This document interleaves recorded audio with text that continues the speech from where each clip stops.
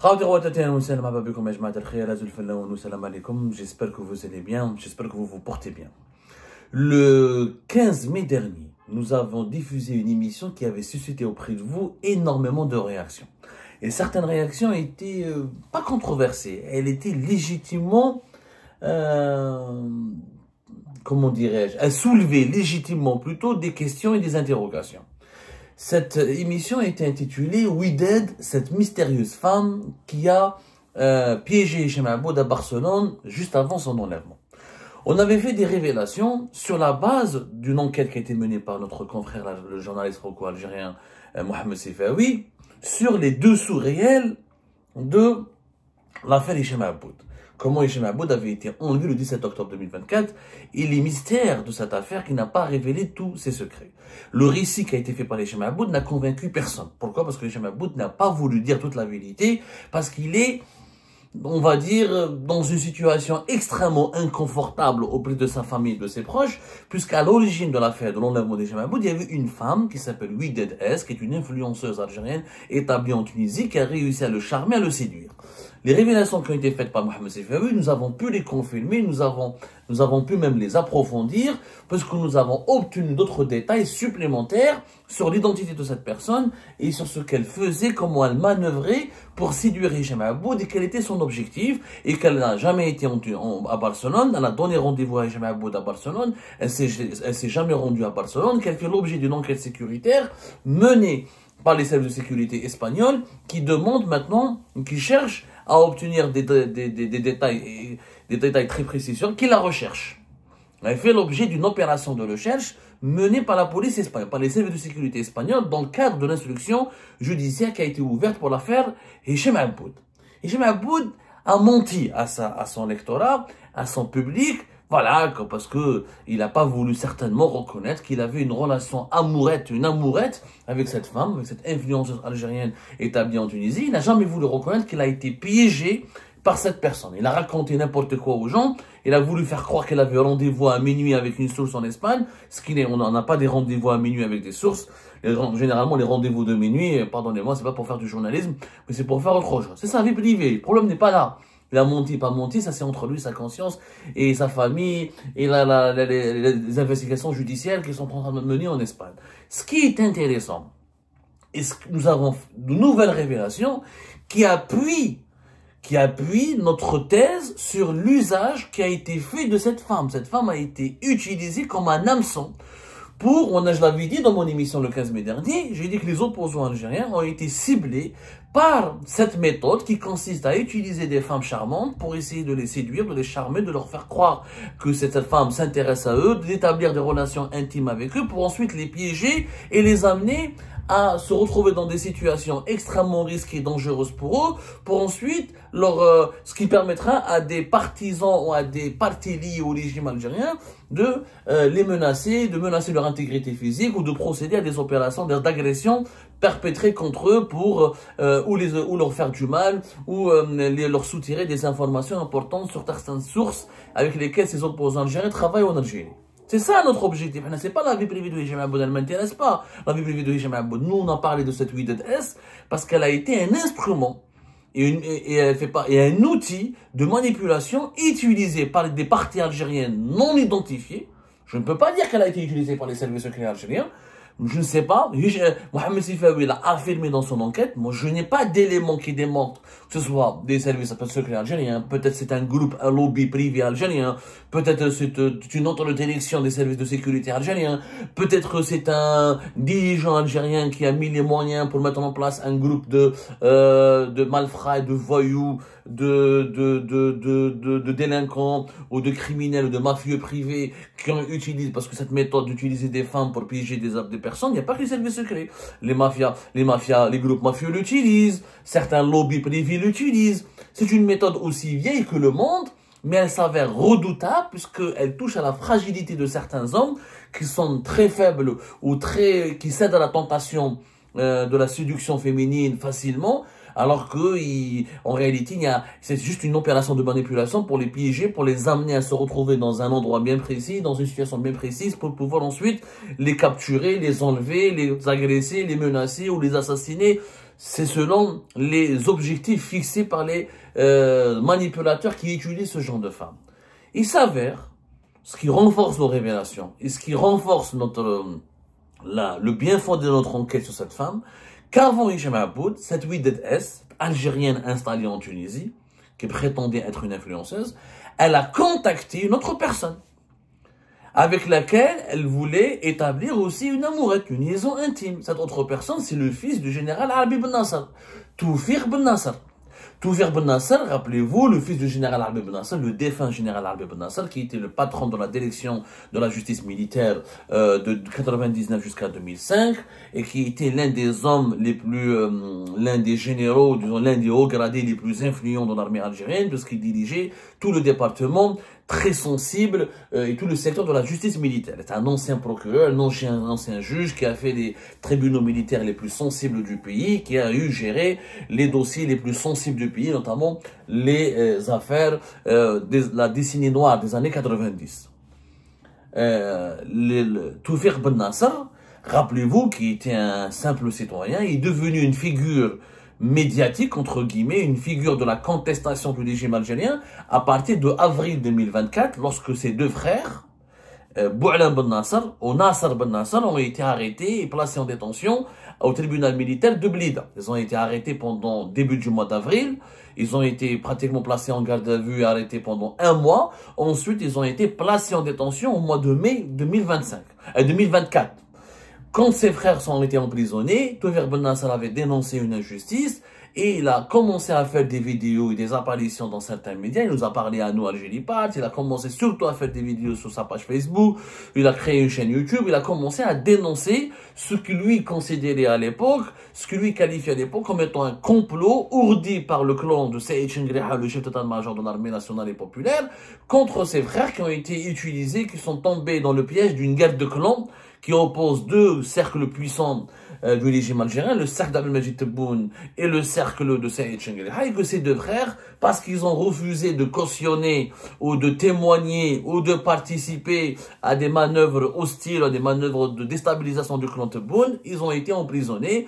Après, on leur a collé l'affaire de Benchir, Farizeddine Benchir. On a dit que la justice militaire les avait accusés d'avoir transmis des informations sensibles à Farizeddine Benchir, le patron de la police nationale de 2021 à 2024, parce que Farizeddine Benchir les aurait utilisés pour déstabiliser et affaiblir les services secrets algériens, puisque Bou'alan Ben Nasser, qui est un officier des services secrets algériens de la direction de la documentation de la sécurité extérieure, qui était l'ex-consul d'Algérie en Espagne, il était aussi le chef de bureau de sécurité du consulat d'Algérie à Bobigny, était un colonel de la DDSE. C'était l'un des officiers les plus élaborés, les plus sophistiqués, les plus influents des services secrets algériens. Et donc, on avait soupçonné Bou'alan Ben Nasser qui était en dissidence, qui avait des conflits avec la direction des services secrets du renseignement extérieur à l'époque du général Mahanna Djebbar. Et donc, on l'a soupçonné d'avoir comploté avec Farizeddine Benchir pour déstabiliser l'équipe dirigeante qui a dirigé la DDSE de 2022 à 2024 jusqu'au départ du général Mahanna Djebbar. Et d'autres personnalités médiatiques ont été inclus dans cette affaire, comme comment il s'appelle, le journaliste BDC Novembaria, qui l'ont mis en prison. Khettel, voilà, Khettel, il a été emprisonné. Nordin Khettel, il a été emprisonné et incarcéré à la prison militaire de Blida dans le cadre de l'affaire des frères Ben Nasser. Et Toufir Ben Nasser était monté au créneau pour dire que non, mes frères sont innocents, ils sont tombés dans un grand piège de manipulation, ils sont utilisés, ils sont utilisés dans le cadre d'une guerre de clans, ils n'ont absolument rien à faire en prison, ils sont innocents, notamment Nasser Ben Nasser qui est un ancien officier de la police judiciaire, qui a travaillé dans plusieurs sûretés de wilaya, qui était à l'aéroport international d'Alger. Il a créé leur innocence. Il a commencé ensuite à faire des révélations très fracassantes sur Saïd Chengriha et son entourage proche.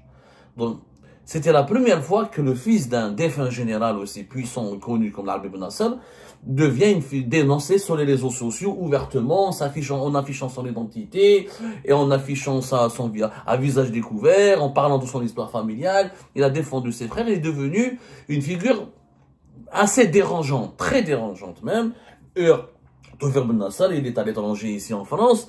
Depuis 2023, il n'est plus jamais revenu en Algérie. Il est recherché, il fait l'objet d'un mandat d'arrêt international lancé par la justice militaire. Il est particulièrement détesté par le régime algérien. Comme par là. Donc je vous raconte l'histoire, je vous résume l'histoire de Toufer Ben Nasser pour celles et ceux qui ne connaissent pas l'histoire de Toufer Ben Nasser et des frères Ben Nasser dont nous avons parlé sur Algérie Part et à maintes reprises dans nos émissions. On a essayé en toute neutralité et en toute objectivité vous l'expliquer, l'affaire des frères Ben Nasser qui est liée à l'affaire Ben Cheikh, qui a été limogé, si vous vous rappelez, et emprisonné en septembre 2024. Il a été limogé en janvier 2024. Voilà. En janvier 2024, il a été placé en détention au cours du mois de septembre, à la fin du mois de septembre 2024. Donc cette affaire n'a pas été encore jugée par le tribunal militaire de Blida. La justice n'a pas encore tranché sur la culpabilité ou l'innocence des frères Ben Nasser qui demeurent en prison maintenant depuis une année. Toufer Ben Nasser clame leur innocence encore une fois et dénonce une machination politique, une machination judiciaire. Comme il était devenu un élément dérangeant, juste après, il s'avère que Wydad S, comme avec Hicham Aboud, elle a fait exactement la même chose avec Toufer Ben Nasser. Elle a établi une amourette, une relation amoureuse virtuelle avec Toufer Ben Nasser. C'est Toufer Ben Nasser en personne qui m'a contacté après notre émission du 15 mai dernier. Il était choqué, il m'a dit, écoutez, monsieur Samar, voilà, monsieur Abdou, je suis totalement choqué parce que la personne dont vous avez parlé et que vous avez décrite dans votre émission, elle était en contact avec moi. Elle était en contact avec moi, il m'a donné son nom, Wydad S, son nom de famille, nous l'avons, je refuse de le révéler pour le moment parce que il y a la présomption d'innocence, on attend ce que la justice française, la justice espagnole va enquêter, comment elle va enquêter sur elle, est-ce qu'elle va demander son arrestation ou pas, etc. Je parle de justice française et espagnole parce que Toufer Ben Nasser va déposer plainte contre cette Wydad S ici en France et que nous avons confirmé que même la justice française est en train de rechercher, elle recherche cette Wydad S pour la questionner, pour l'interroger dans l'affaire Hicham Aboud. Elle est citée dans l'enquête espagnole et dans l'enquête française. Et Toufer Ben Nasser va déposer plainte. Pourquoi il va déposer plainte? Parce que il s'est rendu compte que ce que Wydad S avait fait avec Hicham Aboud, elle voulait le faire exactement avec lui. Comment ça s'est passé? Toufer Ben Nasser reçoit cette Wydad S, une Algérienne donc établie en Tunisie. Elle entre en contact avec lui à partir du printemps 2024. Dès qu'il commence à faire des révélations sur les réseaux sociaux, dès qu'il commence à apparaître sur les réseaux sociaux pour parler de l'affaire de ses frères et pour s'attaquer à l'institution militaire et notamment à Saïd Chenguer. Elle le contacte au départ de façon soi-disant professionnelle. Elle se présente comme étant une journaliste algéro-tunisienne. Sa mère, elle est tunisienne, mais son père serait algérien, ou c'est le contraire, je ne sais pas, donc elle se prétendait algéro-tunisienne. Et elle lui disait, voilà, j'aimerais bien vous proposer comment booster vos vidéos, booster votre travail sur les réseaux sociaux, etc. Toufer Ben Nasser était étonné. Il lui a dit, écoutez, mais est-ce que vous savez de quoi il s'agit? Moi, je dénonce le régime algérien, c'est dangereux, je parle des généraux, je parle de Saïd Chengueha. Et elle lui disait, moi je m'en fous, j'habite en Tunisie, je connais rien à la politique algérienne, moi je voulais juste vous proposer des prestations pour améliorer la gestion de vos contenus, la production de vos contenus digitaux. Toufer Ben Nasser, il a décliné gentiment. Il a dit non, moi ça m'intéresse pas, d'abord je sais pas de quoi payer, je cherche pas à payer, je vais gérer moi-même, je maîtrise un peu les réseaux sociaux, je vois pas l'intérêt d'une collaboration avec vous. Malgré son refus, elle a continué à lui parler. Et maintenant, au fur et à mesure des jours qui passent, elle a commencé à le draguer. Comme elle a fait avec Hicham Aboud. Elle le draguait, elle le parlait de lui, elle commençait à avoir des échanges très intimes avec lui, à lui faire des propositions alléchantes, comme quoi elle s'intéressait à sa personne. Et donc des échanges très intimes ont commencé entre les deux, entre Toufer Ben Nasser et Wydad S, qui ont duré assez longtemps. Le pire ou le meilleur, je pense que Toufer Ben Nasser l'a échappé belle, contrairement à Hicham Aboud, c'est que Hadi Wydad S, au fur et à mesure qu'elle est entrée dans l'intimité de Toufer Ben Nasser, en le charmant, en le séduisant, et les échanges, Toufer Ben Nasser me les a montrés, c'est des échanges extrêmement sulfureux. Ça veut dire que c'est une femme qui a voulu vraiment séduire et charmer Toufer Ben Nasser. Elle lui a proposé d'aller en Espagne. Elle lui a donné rendez-vous en Espagne. Toufer Ben Nasser lui a dit, mais pourquoi tu viens pas à Paris? Si tu veux qu'on se voit, viens à Paris. Elle lui a dit, non, la grisaille, Paris, ça ne m'intéresse pas, c'est triste, je préfère l'Espagne. Elle lui a envoyé des photos dans des positions, franchement, on va dire, immorale, mais voilà, on voyait toutes ses parties intimes, on va dire. Donc, il y avait une entreprise, une démarche de séduction extrêmement poussée. Et qu'est-ce qu'elle fait? Elle est partie jusqu'à lui envoyer un billet de train, de Marseille à Barcelone. Comme quoi, elle l'a invité à se rendre à Barcelone.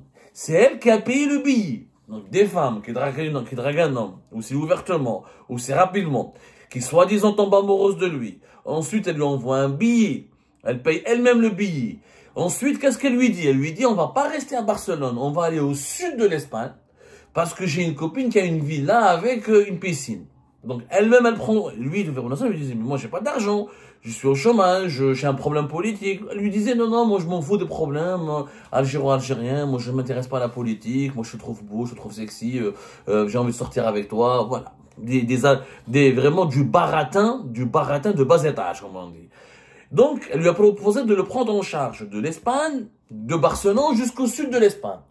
Comme par hasard, le sud de l'Espagne, c'est là où Hicham Aboud a été emmené, vers la région de Séville, pour ensuite, selon les enquêtes, selon les thèses en tout cas qui ont été évoquées par les enquêtes menées en cours, pour qu'il soit éliminé ou pour qu'il soit emmené par bateau en haute mer en Méditerranée. Et là, on ne sait pas, est-ce que le projet était de le livrer aux Algériens, pour des raisons algériennes l'emmènent en Algérie, ou est-ce que c'était pour l'éliminer et faire disparaître son corps? Il y a plusieurs thèses qui circulent pour le moment. Les investigations judiciaires menées en Espagne et en France n'ont pas pu déterminer la moindre vérité. Les investigations sont en cours. Je dis bien des investigations en France et en Espagne, parce que Hicham Aboud a été suivi depuis la France jusqu'en Espagne. Et la justice espagnole et la justice française et les services de sécurité espagnols et les services de sécurité français collaborent activement ensemble dans le cadre de cette enquête. Donc c'est la même chose. Elle lui a proposé d'aller dans le sud de l'Espagne. Il s'avère qu'il a refusé. Il a dit non, je ne vais pas y aller, j'ai beaucoup de problèmes. Et puis il ne voulait pas aller en Espagne. Tout vers ça parce qu'il se sentait en insécurité en Espagne. Il connaît déjà l'Espagne, il a déjà vécu à Alicante, il sait que l'Espagne peut-être il y a pas beaucoup d'Algériens, mais c'était risqué pour lui. C'était risqué pour lui. Il a compris que c'était risqué pour lui. Il avait peur d'aller en Espagne. Il a préféré rester en France. Donc il n'a pas donné suite à ses propositions alléchantes et sexuelles et toutes les démarches de cette opération de séduction. Ça s'est arrêté là. Elle a continué à lui parler. Mais depuis nos révélations, depuis que nous avons parlé d'elle sur Algérie Part, elle a complètement bloqué, elle a éliminé, elle a supprimé tous les messages qu'il y a entre elle et entre Toufer Ben Nasser. Et c'est là que Toufer Ben Nasser, il a été choqué. Il a été choqué. En réalité, c'est la même personne. C'est la même personne qui a charmé, qui a séduit Hicham Aboud. Sauf que Toufer Ben Nasser n'est pas tombé dans le piège dans lequel est tombé Hicham Aboud. C'est simple. Donc, Toufer Ben Nasser aurait pu connaître peut-être le même sort. Il aurait pu peut-être connaître le même sort. Donc, Toufer Ben Nasser va déposer plainte. Il a récupéré tous les échanges avec cette femme. Il a mis à notre disposition un certain nombre de matériaux. Et il a déposé plainte. Et visiblement, cette femme, d'après nos vérifications auprès des quelques sources judiciaires ici en France, elle fait l'objet d'un mandat de recherche. Elle est recherchée par les autorités françaises. Maintenant, est-ce qu'elle est encore en Tunisie? On ne sait pas. Il y a d'autres, on a essayé de savoir un peu plus de cette personne parce qu'elle elle utilise son véritable identité. Elle ne se cache pas. Hein. Elle utilise sa véritable identité. Elle était très active sur les réseaux sociaux. Elle ne serait plus en Tunisie. Elle serait partie en Algérie maintenant. Mais il n'y a pas de preuve.